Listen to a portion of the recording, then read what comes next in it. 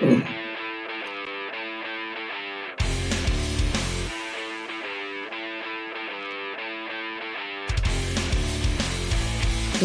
to the Football Garbage Time NFL podcast. My name is Wong, and I'm the editor-in-chief of Football Garbage Time.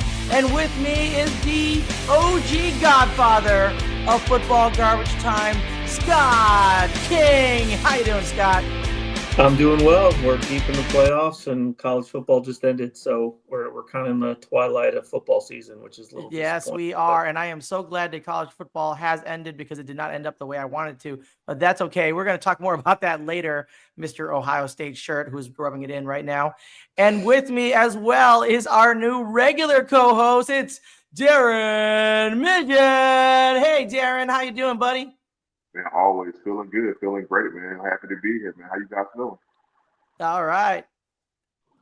Hey, and listen, Darrin, did you have a dog in the fight last night at all, or was it just kind of like, okay, it's just football? Football that I can enjoy, sit down and watch with my son and be able to talk football with him. Awesome. Yeah, that's always fun. I mean, hey, that's a winner right now. I mean, you got to start that brainwashing as early as you can, man. That's that's key. You got to brainwash. I mean, Scott's done a great job of brainwashing. That's 100%, right?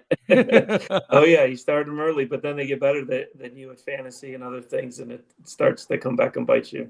Yeah, I bet it does, but that's okay because there's so much more with football to go, and there's so much more to talk about here. And we are going to talk today about the divisional round playoffs, and we're going to be talking about the conference championships, and we're going to be predicting those as we did last week, including our over-unders.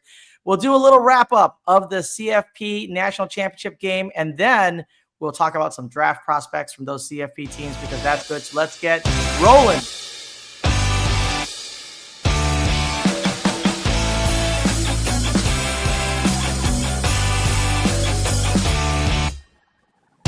All right, let's do it. Whoa, I didn't mean to do that. But that being said, I guess it's kind of a good lead in because we're going to do winners and losers to the divisional round playoff games. And as we did last week, and as we do every week when we talk about winners and losers, we're talking about anybody who's a winner or loser. We're talking about player, team, coach. It could be a conference. It could be anything that's a winner or loser. So let's go ahead and get started. Scott, we'll start with you. Who was your winner and loser for the divisional round playoff games? Yeah, this was a tough one for me. I'll go winner first. They're both going to come from the same game, but I think the winner is just the Washington Commanders franchise. They hit on a rookie quarterback. They hit on a coach, changed the culture. I mean, this team won some good games. Really building. Jaden Daniels has been growing all season faster than I think anyone thought. So they really, I give them credit. They've got a new stadium coming. I think they've got some new ownership structure coming. So a lot of good things coming that way. My vote would be for a name change, but that's for a different conversation. But I'm not a big fan of the Commanders. On the loser side, Detroit, it was really devastating for me to watch that game. A lot of big expectations going into it. I don't want to say that the coordinators were distracted. I mean, obviously, Ben Johnson's already been given a head coaching job. Aaron Glenn's probably going to end in New York, I think, at the Jets. Yeah. That's not an excuse, but, some bad plays, some bad play calling, bad situational football, just across the board. It was really, really difficult. I think it's easier as a fan when the team sucks and you have no expectations versus having expectations because then you get a little more invested. I'm not used to having expectations. That's kind of a new thing for me. Right. But, we'll move on. The core is young. Core is locked up in Detroit. But, it was a good game for the Commanders. They beat them up. I mean, it wasn't close. So, ready to move on to the offseason program for sure. Well, I'll say this, and I know that, Darrin, you probably have a lot to say about Jaden Daniels as well, but he is a rookie in name only at this point. I mean, he has absolutely been lights out fantastic.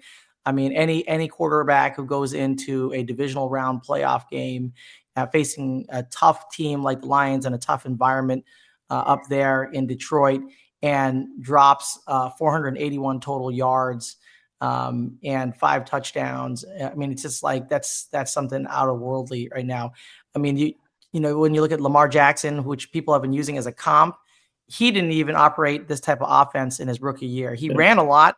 He was very, you know, he was really good at those design runs, but he did not have the ability to throw and hit receivers downfield like Jaden Daniels has been, dissect defenses like Jaden Daniels has been in his first year.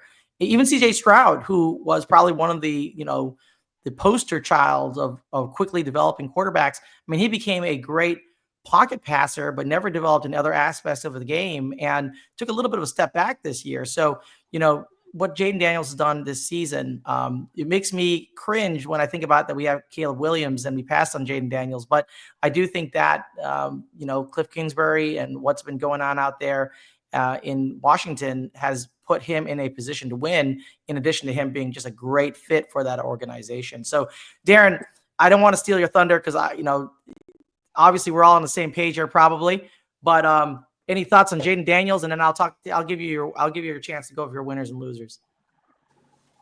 He has he's amazing. I have not yet been disappointed in him as a player on or off the field. He has continued to be a leader off the field, getting the guys together. He's been a leader on the field. He always looks calm and collected.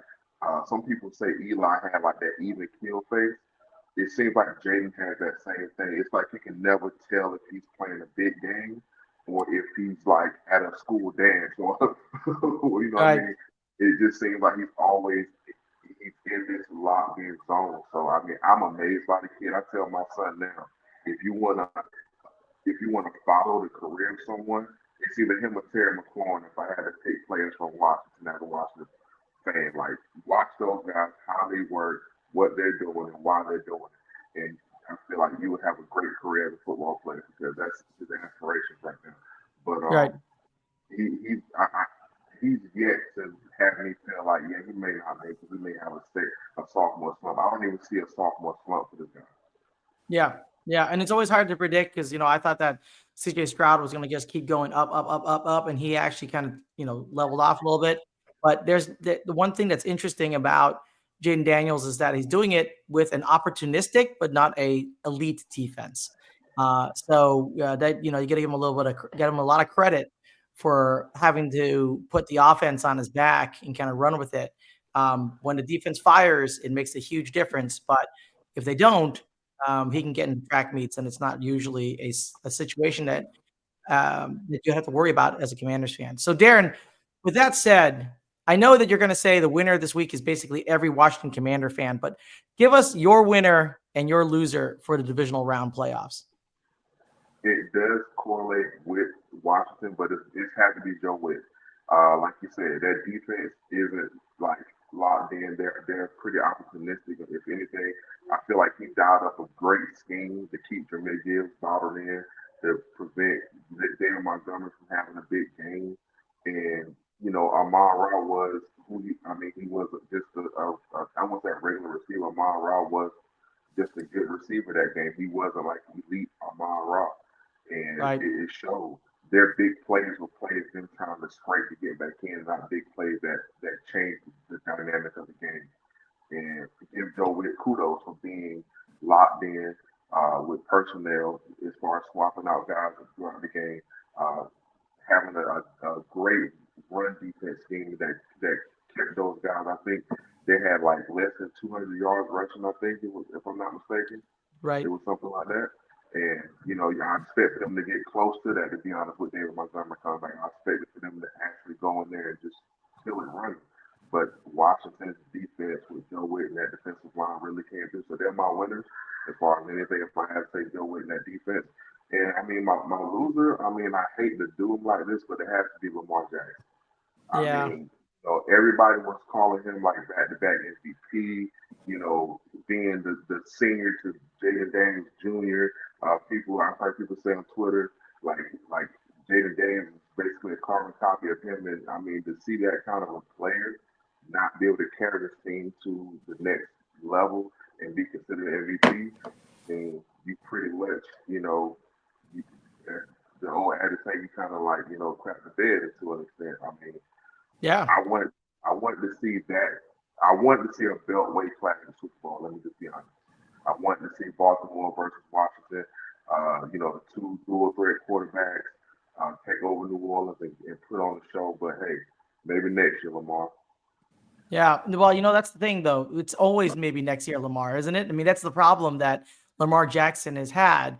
I mean, we could all blame Mark Andrews, right? Because that was probably the biggest drop of his career, and Right. typically really sure hands. I don't know if the moment got too big. I don't know if the ball was too cold. I don't know what was going on there because it was right in his hands and maybe he was stumbling. I don't know what was going on. That looked like a gimme. I had no idea that he didn't catch the ball until I heard the roar and the cheer. And I'm like, wait, aren't they in Buffalo? Like, why is everybody cheering? Until I realized that it totally fell out of his hands as he was going to the ground. So yeah, we could all blame Mark Andrews, but Lamar Jackson did his part to undermine his team as well. He didn't protect the football. 2 turnovers led to a really slow start. He didn't allow Derrick Henry then to get rhythm because of the turnovers. And by the time he got rhythm, it was basically too late. And that's the problem, is that Derrick Henry does need that base to work off of to be effective, because he will ground and pound, wear down that defensive line. But if they're not worried about him getting the ball over and over again, if they're not worried about that, and they know that, hey, listen, we're just going to, fill the box, block the box of 8, and then say, listen, we'll just challenge Lamar to get the ball downfield, and he doesn't do it, that's a problem. That's not going to do anything for that offense, which is built entirely around Lamar Jackson's mobility and accuracy and Derrick Henry's kind of persistence in the middle. So, I think he hasn't delivered. He hasn't won critical playoff games. I think, what is he, 3-5 now in playoff games? It's not good. I mean, it's not good. And he has a supporting cast. It's not that he doesn't have players around him. And I understand Zay Flowers is injured, but you got Isaiah Likely, you got Mark Andrews, and I understand he dropped that pass, but you shouldn't be in a position that you need to get a 2-point conversion to tie at the end of the game. You shouldn't be in that position. So, yeah, I agree with that 100%. Any thoughts on Lamar Jackson there, Scott? Yeah, I think it's interesting as we head into the conference championships and the Super Bowl. There's an opportunity for Josh Allen to make it to a Super Bowl. There's an opportunity for Jaden Daniels to make it a Super Bowl, or we could just give Mahomes and Hurts again. Yeah, like right. Lamar and Josh Allen, great players, MVP caliber, multiple MVPs, but they've never been. And I look at that from like a Lions fan standpoint to think, okay, well, reload and come back next year. Like Lamar's not been to a Super Bowl, so there's not a guarantee of being a great player get you to a Super Bowl. And I think there's sort of this like expectation of, oh, he'll be to multiple Super Bowls, or Josh Allen will be to multiple Super Bowls. Right. There's going to be a point in maybe another year, 2 seasons for, Lamar, where it's like, okay, now we're on the backside. And, right. There's just, it's hard to get to a Super Bowl. Hopefully we get some new teams, but we could be right back to Mahomes and Hurts and same guys again. Right. I mean, these guys can be all-time great quarterbacks, but can be the next Dan Marino, right? I mean, they may not get there more than once or ever. They may not win one. I mean, it's one of those things that can be a real issue, a real stickler there, and not entirely on them, but honestly, it's a lot on them, right? I mean, they're the engine that keeps that team going, and if they can't do that, that is a real big problem. I have to say one thing, Darrin. I thought that you were going to pick as your winner, because you picked as your winner last week, Dyami Brown. And Dyami Brown, again, really impressive here. Really impressive here. So I got to give, he's not my winner of the week, only because I didn't want to steal your winner of the week from last week. I don't want to be that guy, because you already pointed him out. It was your winner. But he was absolutely fantastic out there. And I think the Commanders have found their wide receiver too, which is, it took a little while to kind of percolate up there. But wow, with this offense humming, I am worried. I'm worried on the other side. You could see inklings of the gelling between Jaden and De'Ami. It was the play call. The play calling kept Diami from getting a lot of targets, and they had to feed Right. Terry. The running game had to come and play to hold the clock. So it made sense that Diami didn't get as many targets. Because I'm a Diami fan, I'm gonna be honest. I was a limited fan since his last year at Carolina and Okay. coming into Washington because I had the pleasure to meet him once for a very short moment. And he's a real down to earth guy. I mean, really good guy. And I've been a fan of just the guy himself. And I knew he wanted to come into this season, and he wanted to break his single season record. He wanted to eclipse himself. He wasn't looking at other receivers. He wanted to go at a goal of getting those 60 catches and 800 yards. That was his Right. total, not something like I want to beat the all-time Redskins record or anything like that. And I like it because he was setting the bar for himself. He wasn't trying to set the bar too high. Right. Right. Absolutely. Absolutely. So I just want to give you some props there for picking him as your winner last week, because I thought that was pretty insightful, and he's going to continue being a real obvious choice from this point forward, I suspect. Now I'm going to get to my winner and loser. I'm going to be a little unconventional here. My winner of the week is Andy Reid, and my loser of the week is the entire NFC North. And I think it's pretty clear why the NFC North is the loser. But let me talk about Andy Reid first, because he earned his 300th win this last Saturday with the win over Houston, which, by the way, was not a given at any point in time during that game. Yeah. So again, the Chiefs just doing exactly what they did all regular season, which actually surprised me. I thought they were going to kick it into high gear coming off a bye, as they did last year, just be completely dominant in the playoffs. They were not. They were absolutely vulnerable. Houston could have absolutely won that game. They did not. Andy Reid got a 300th victory. He is now one of only a very few number of coaches who've had 300 victories. That would be George Halas with 324, Bill Belichick with 333, and Don Shula with 347. That's it. That's all. That's all 4 coaches with 300 plus victories. So that is rare air for Andy Reid to be in. And his team is in the 7th straight AFC championship game. 7th straight. I mean, that is absolute and utter domination. And they're 2 wins away from being the first team to win 3 consecutive Super Bowls. I mean, that is something, if you think about Andy Reid, that we didn't think was going to happen after his tenure in Philadelphia, right? And when we came out of Philly, we thought, okay, maybe he can do something with the Chiefs. Who knows? But I did not expect this level of dominance coming out of a team coached by Andy Reid. But it just turns out Kismet, Patrick Mahomes and Andy Reid are a perfect combination. And it's absolutely working. It's basically like Patrick Mahomes to Andy Reid is like Tom Brady to Bill Belichick, right? You get one great quarterback that you can build your entire team around, and he can make you look like the smartest guy on the planet. And that is exactly what has happened with Andy Reid. But this year is different because Patrick Mahomes has not been that good. The Chiefs have not been that good. And the difference, and I don't want to say this definitively, maybe coaching. It may be some aspects of the game that are not actually playing out directly in front of us with the players. So hats off to Andy Reid, my winner of the week. I think that getting that 300th win at this time is apropos in this type of season. No one's going to say he's coach of the year, but he has been definitely coach of the decade, if nothing else. And my loser, I mean, this is an obvious one, I think, is the NFC North. And I know that we've all kind of talked about this already a little bit because, frankly, the Lions was my favorite to win it all. I had put a bet on the Lions to win the Super Bowl right before the Week 18 game.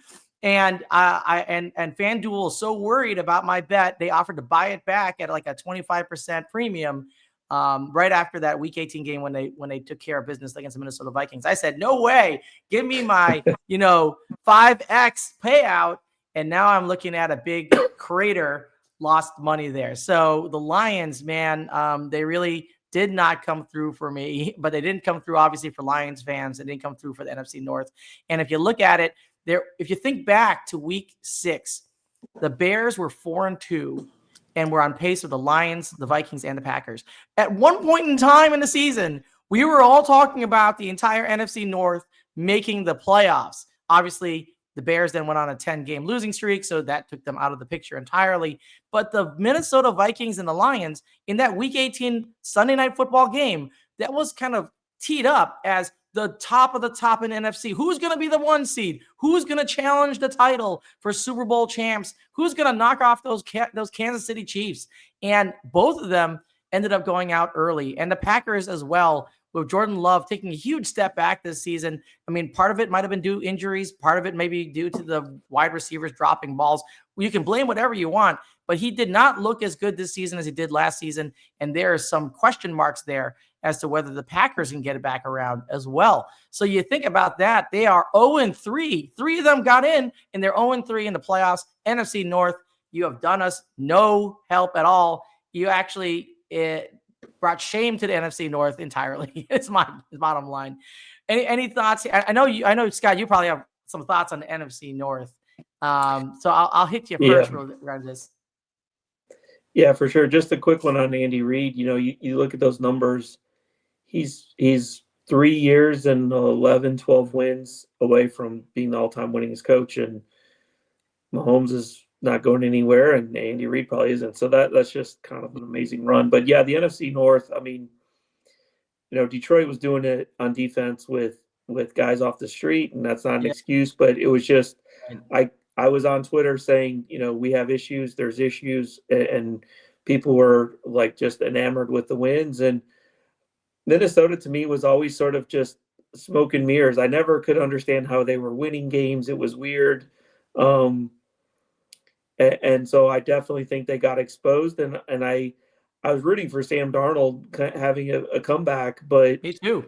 Detroit and the Rams cost him millions of dollars, tens of millions of dollars, and potentially a starting job, because he was going to be the premier free agent, and there was even talk that Minnesota would keep him and trade McCarthy, and so yeah, things just really, really fell apart, and it was a tough end to the season because, it just makes the whole division look like a joke. And the schedule this year was very easy. I mean, you look back and it was a very easy run. Detroit, especially in Minnesota, the schedule next year is going to be atrocious. Like they're going to be lucky to crack 11 wins next year, Detroit. Right. Well, it's going to be a real tough one. And Darrin, what are your thoughts here? Any thoughts on Andy Reid or the NFC North? Much respect to Andy Reid, man. Like, I think he might go down as the greatest coach even without the wins because of what he was able to do in Philly and what he's doing now in Kansas City. I mean, it was a Philly festival when he was taking them to the NFC Championship game almost every year for 5 or 6 years.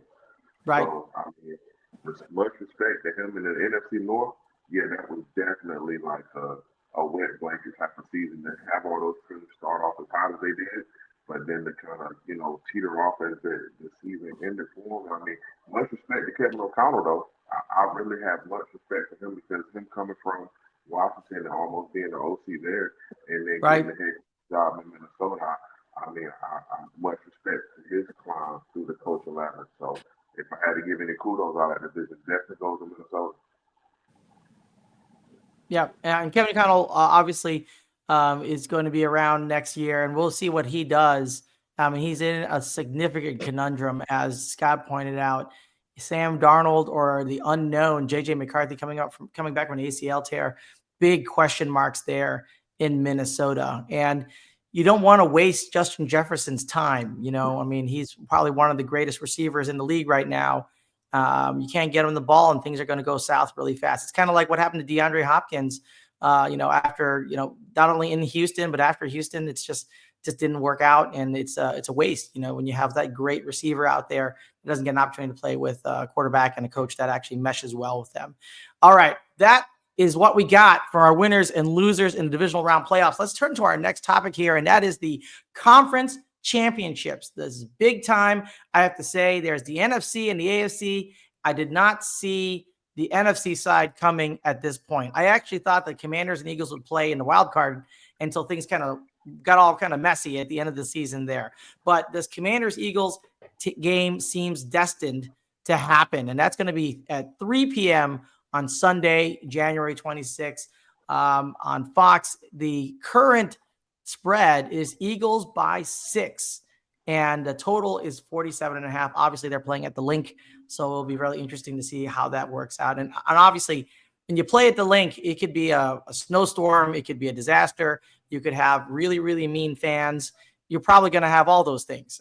So it's going to be really tough. Darrin, I'm going to start with you first on this one. Commanders at Eagles. I know we've seen it before.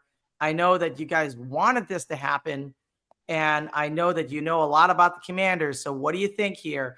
Give us what you think the keys to the game are, and then give us the winner.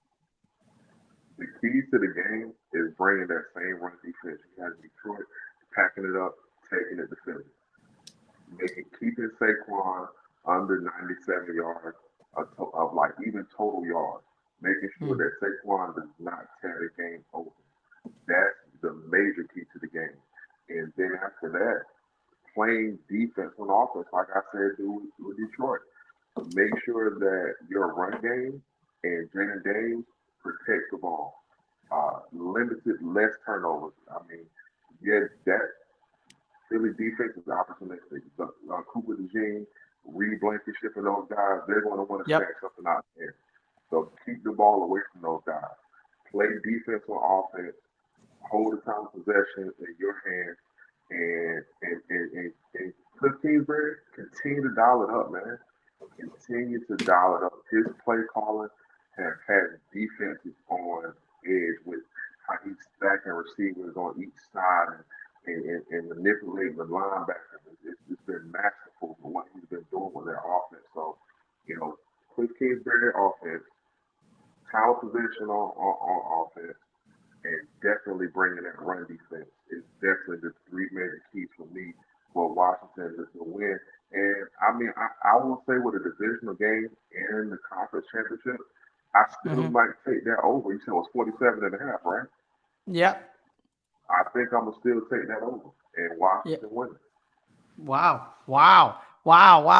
So that's really interesting there. So this is the thing. And I'll say this, and I'm going to give my pick last, but I will say this, the Eagles allow the least amount of total yards on defense to opposing offenses, 278.4 per game. So that's the least amount by a long margin, by a wide margin of any team. They also allow the second least points per game in the regular season at just 17.8 points per game. I mean, this defense, when it's firing in all cylinders, is absolutely lethal. And we saw them kind of really get into the limelight this last weekend. That defense, I mean, Jalen Carter, Jared Verse, Will Anderson, this is the next generation of game wreckers that are coming into and all on the same team. So this is something where, it's going to be really challenging. It depends on what happens with the defense. But I will say this, Saquon, it's going to be a tough day if he gets out there. So we'll see what happens there. I'm going to withhold on more. Scott, your thoughts and your pick on the NFC Conference Championship game. Yeah, I think it's going to be a good game. Anytime you get a division rival, they play 3 times. I mean, the teams know each other really well. We've seen this in the past. They split during the regular season with Washington, really coming on late in the end of the year. The key, I think, for the game for the Eagles is clearly Saquon, right? So it's his running, setting up play action, opening up passing lanes. It's kind of a standard playbook. So for me, I do like the Eagles in this game, not because Washington beat Detroit, but I just think, rookie quarterback, at some point somebody's going to catch him. They're going to figure him out. Philly knows him. Yeah. Knows what he can do well, knows what he can't do well. Detroit obviously couldn't confuse him, but I think it's going to be a lot of Saquon, setting up some passing lanes, and I do think they hit the over as long as it's not 8 inches of snow. But it's going to be an exciting game. I think this one will be high scoring, both teams in the high 20s, and just really a lot of exciting players on both sides of the ball. So it'll be a good one for sure. Yeah, and I'll say this. So I agree. This is going to be a fascinating matchup for me. Again, like as you said, it's having this type of conference game is really something else. The one thing I will say though is that if you look at vulnerabilities in terms, and I will give Washington's defense all the credit for being opportunistic, but they do allow the third most rushing yards in the league per game at 137.5. And if you look at the showdown last week between Commanders and the Lions, it's not like they contained Gibbs, right? 14 carries for 105 yards and 2 touchdowns. And then another 6 receptions for 70 receiving yards. I mean, that is ungodly. That's like 20 touches converted into 175 yards. I mean, that's a lot of yards and 2 touchdowns on top. So it wasn't like the Commanders were stopping the ground game. What they were doing is being opportunistic against an error-prone Jared Goff, and that was the problem there. 4 turnovers, 3 interceptions. That certainly was the difference in the game, because ultimately it was a 14-point game, 2-score game. One was a pick 6. So, when you look at it all together, that's part of the issue. So Saquon is the focal point of the Eagles right now. We can say all we want about Jalen Hurts and AJ Brown and Devontae Smith, but Saquon is the focal point for that attack, particularly with Jalen Hurts, the knee injury, which I was actually surprised that he played through the game last week. I kind of thought that they might have pulled him at some point since they were going to hand the ball off 20 times to Saquon Barkley anyway, but they didn't. And it showed, right? When they got around in the red zone, get within, the 5 or 10 yard line, get around goal line. They did not have any design runs, did not sneak the ball once. And they had Saquon run it every single time. In fact, the one time they lined up to go for the, brotherly shove, they had a false start, and then they just didn't do it. And then that was it, right? Lane Johnson false start, and they backed up, and that was the end of it. They didn't try it again. You could tell that Jalen Hurts' knee is not right. Now, that I think is going to be a vulnerability for the Eagles if Washington can get some pressure in there. But I think they neutralize that with Saquon Barkley. I think that is the problem, and that is exactly the vulnerability of the Commanders, is that ground game, both in terms of rushing yards and in terms of receiving yards to opposing running backs. So that will be a real problem. And I think when you flip it the other direction and look at how good the Eagles defense has been playing and how much of a disruptor Jalen Carter has been. I mean, he was absolutely abusing and derailing everything that Matt Stafford was trying to do.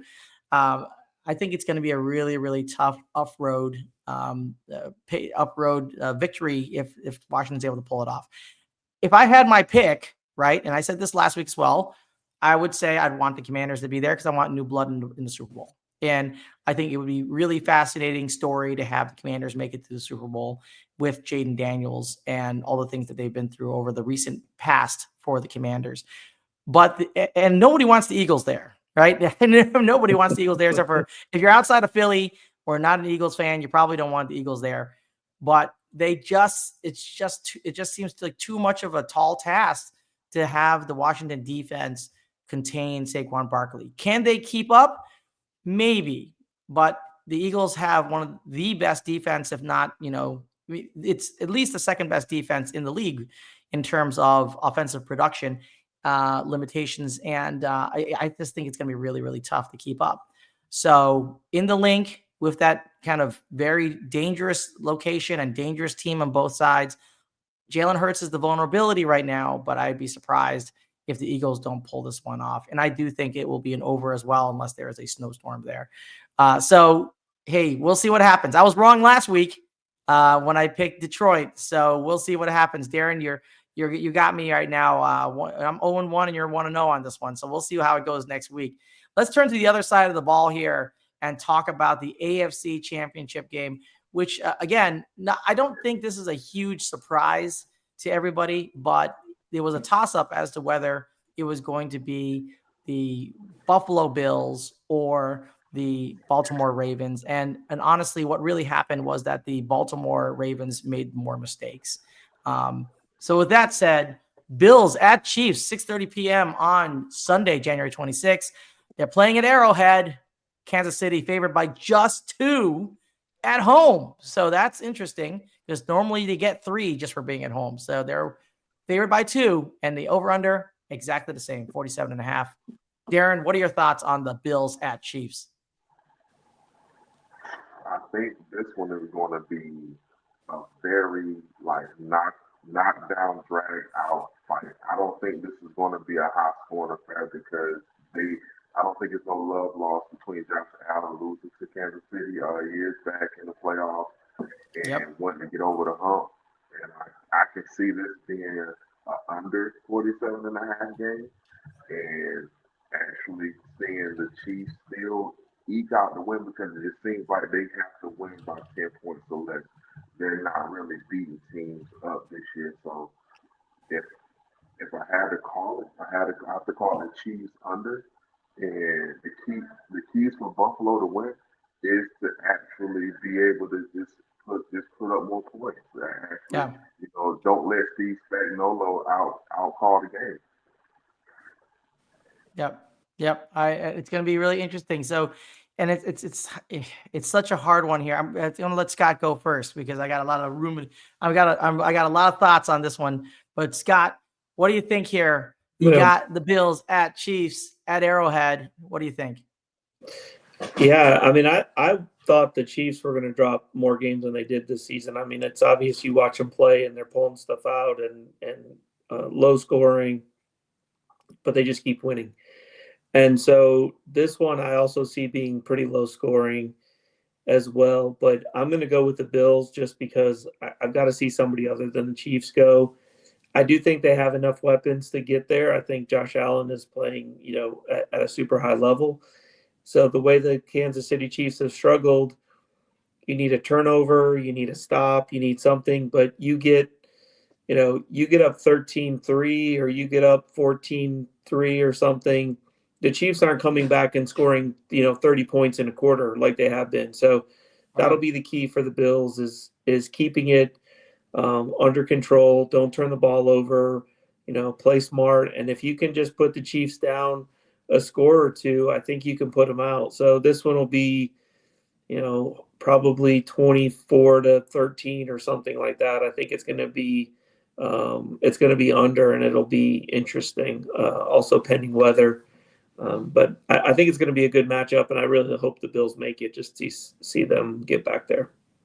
Yeah, I agree with that. I think the entire world agrees that the Chiefs shouldn't be back in the Super Bowl unless you're in Kansas City right now or happen to be a Taylor Swift fan, in which case you probably want to see more Taylor Swift, and she's just not going to show up if the Buffalo Bills are playing. I'm sorry.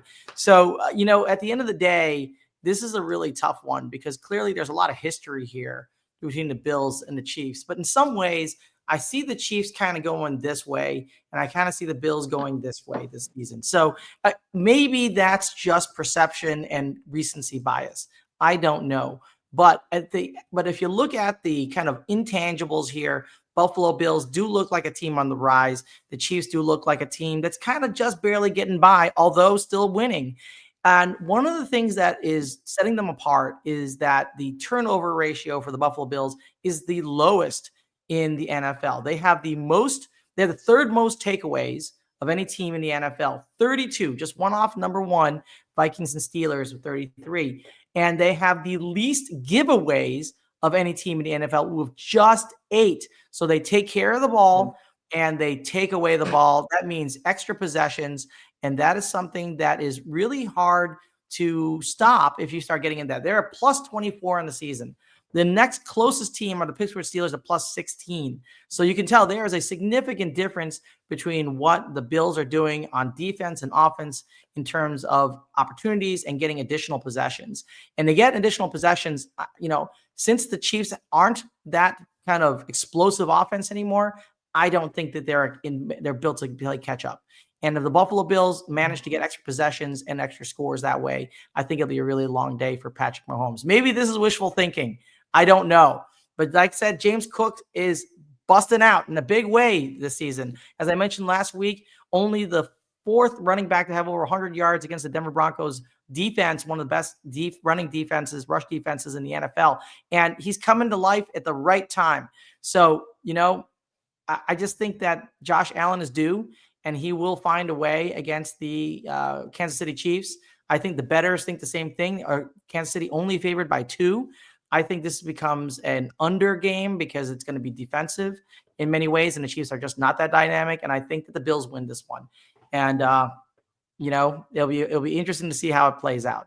So It's a tough one, guys. That's going to be the hard one for me because I really don't want the Chiefs to go, but they just find ways to win. And like I said, Andy Reid, there's that coaching background there and that experience in these situations that you can't discount. So, all right, guys, this is going to be a fun weekend. A lot of stuff there. And let's get to our last topic, and that is the college football playoff championship game that happened on Monday night in freezing Atlanta, might I say, sub 20 degrees. I'm like, what in the world is happening here? Is the world coming to an end?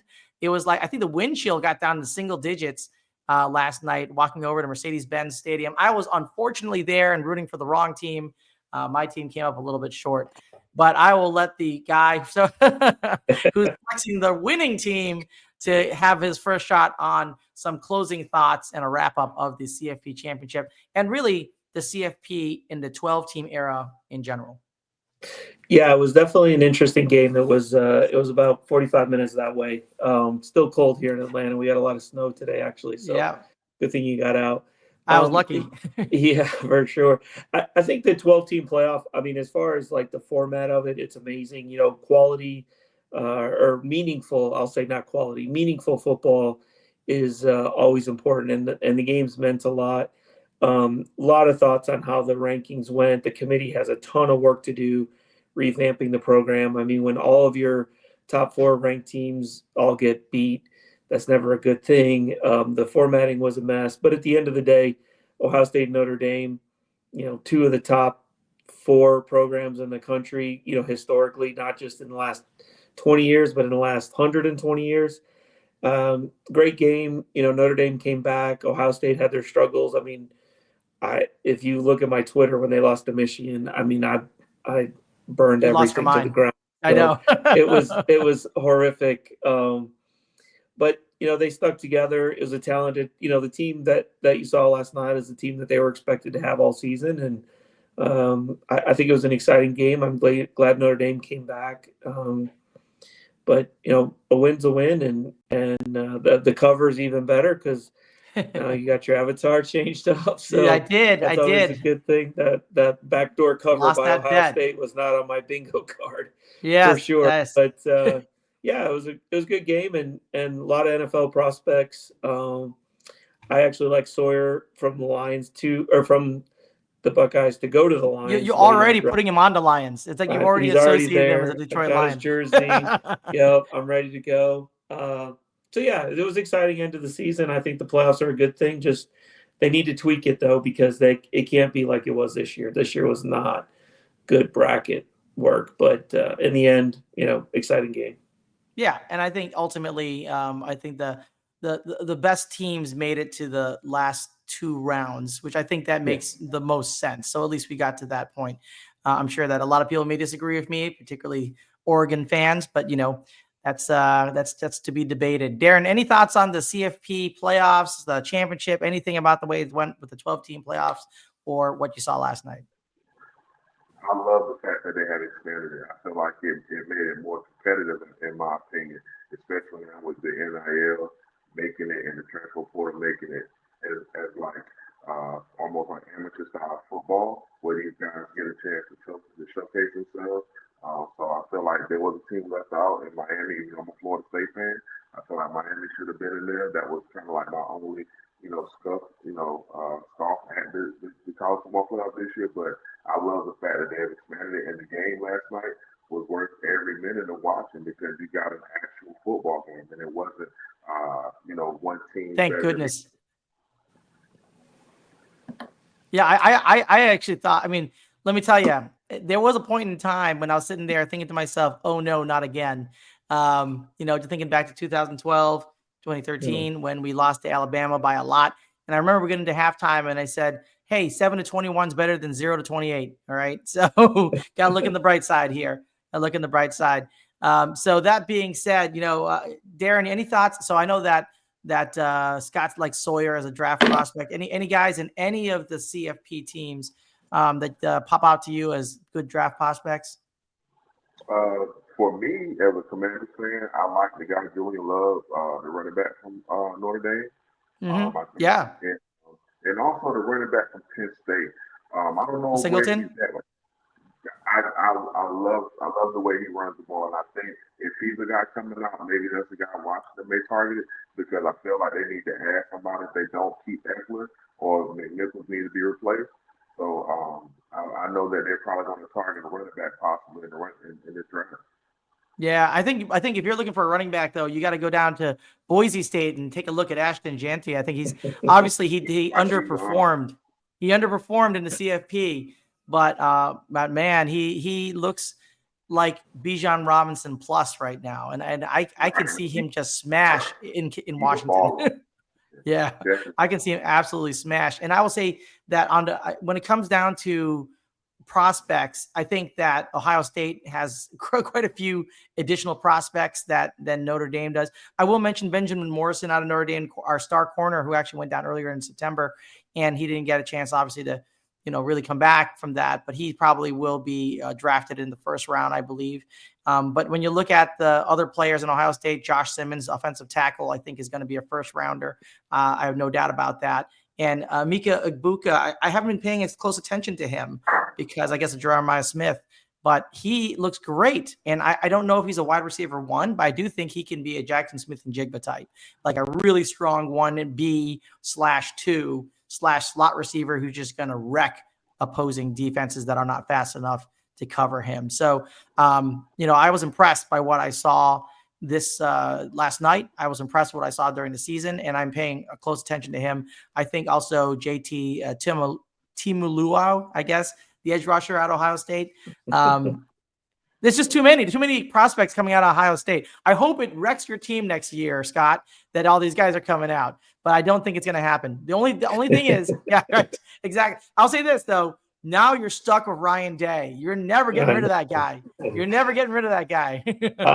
Yeah, I don't know. National championship or beat Michigan. It's kind of a tough one. But I know. You Ohio State people are crazy. Take the natty every time, man. But anyway, it's tough one. Yeah. So this is what we got, guys. We got down to the end of the show here. Darrin, why don't you give us your social media so people can follow you? Oh yeah, as you can see, man, it's at DMiddy on X, on Twitter, how you want to call it, and it's always Darrin Midgett on anything else. So you can follow me on Facebook, Instagram. It's always going to be the name what it is. That's all I have. That's what I live by. Awesome. Yeah, and we everyone give him a follow because it's worthwhile to shout out and go ahead and just fill up his Twitter timeline because I want to see him get attacked for picking the Washington Commanders this weekend by all you evil Eagles fans, because I know they're out there. I know the evil Eagles fans are out there trolling around, being a total pain in the butt. So just go ahead and flood into his Twitter feed if you can. All right, Scott, give us your social media so people can follow you. Yeah, hit me at NFL Fantasy _more on Twitter. Now that the lines are out, I'll be less aggressive, but always ready to discuss and debate. Try to get my picks out there. DFS. Been running a lot of player props in NBA with some pretty good success. And then, I'll plug the Daytona 500's about 4 weeks away. Yeah, you got something on the horizon. My fantasy NASCAR game is rather strong as well. So that's right. A lot of things still in the works, even though football's winding down. That's right. You want to win money in that offseason. This is the time to follow NFL Fantasy more on Twitter, X / whatever you want to call it. And also, he says discuss. He means he's coming at you. So don't expect him to be nice on social media. That's not going to happen. All right. You can find me on Twitter / on Facebook at the Football Garbage Time page. As usual, thank you for listening and wasting time with us. Until next time, enjoy your NFL week. Look out, guys. Love it.